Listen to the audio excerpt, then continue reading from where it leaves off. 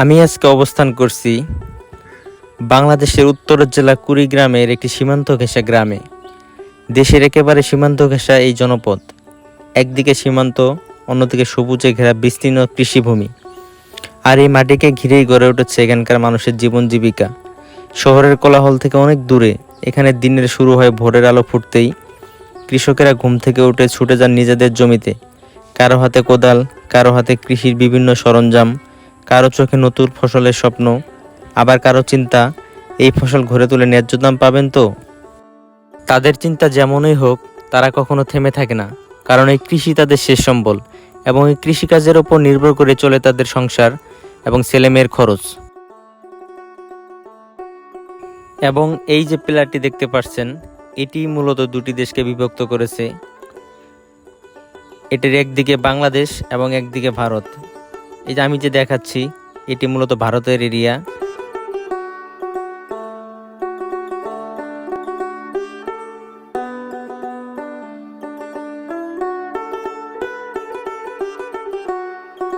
আর এই পাশে হলো বাংলাদেশ।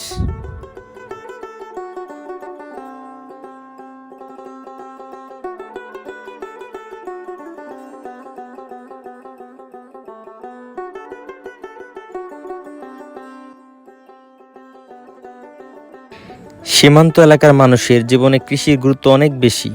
ধান, ভুট্টা, পাট, বিভিন্ন ধরনের শাকসবজি ও মৌসুমী ফসল চাষ করে অনেক পরিবার তাদের সংসার চালায়। একজন কৃষকের জন্য একটি ফসল শুধু ফসল নয়, এর সঙ্গে জড়িয়ে থাকে তার পরিবারের আশা, সন্তানের পড়াশোনা, সংসারের খরচ এবং আগামী দিনের স্বপ্ন। বীজ বপন থেকে শুরু করে জমি প্রস্তুত, চারা রোপণ, আগাছা পরিষ্কার, সার ও কীটনাশক প্রয়োগ, প্রতিটি ধাপেই কৃষকের পরিশ্রম রয়েছে। প্রচণ্ড রোদ হোক কিংবা বৃষ্টির সময় মতো জমিতে যেতে হয়। সীমান্তের কাছাকাছি এই কৃষি জমিগুলো দেখলে মনে হয় প্রকৃতি আর মানুষের জীবন এখানে একে অপরের সঙ্গে মিশে আছে। সকালে মাঠে কৃষকের ব্যস্ততা, পাশ দিয়ে গরু ছাগল নিয়ে মানুষের চলাচল, কাঁচা রাস্তা, গ্রামের ছোট বাজার, সবকিছু মিলিয়ে তৈরি হয়েছে এক স্বতন্ত্র কৃষি জনপদ। এখানকার মানুষের জীবন হয়তো খুব সাধারণ, কিন্তু তাদের পরিশ্রমগুলো অসাধারণ। কৃষিকাজ সবসময় সহজ নয়। উৎপাদন খরচ বেড়ে যাওয়া, শ্রমিকের মজুরি, সার বীজের দাম এবং বাজারে ফসলের ন্যায্য মূল্য না পাওয়া, এইসব নিয়ে কৃষকদের নানা সমস্যার মুখোমুখি হতে হয়। অনেক সময় কৃষক মাসের পর মাস পরিশ্রম করে ফসল উৎপাদন করেন, কিন্তু বাজারে ভালো দাম না পেলে সেই পরিশ্রমের সঠিক মূল্য পান না। তারপরও কৃষক থেমে থাকেন না, কারণ কৃষি তার জীবন, কৃষি তার পরিবারের স্বপ্ন।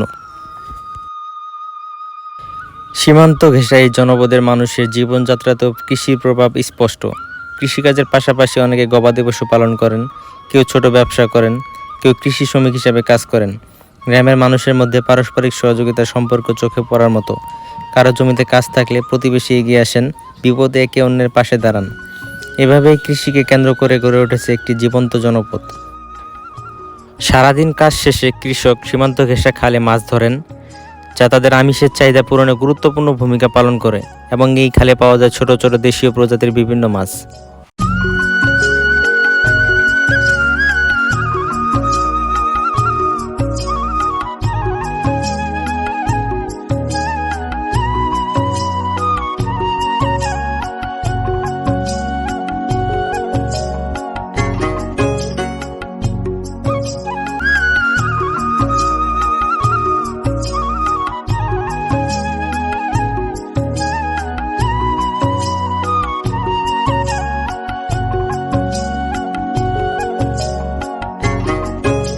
সীমান্ত মানেই শুধু কাঁটাতারে বেড়া কিংবা সীমান্তরক্ষীদের পাহারা নয়।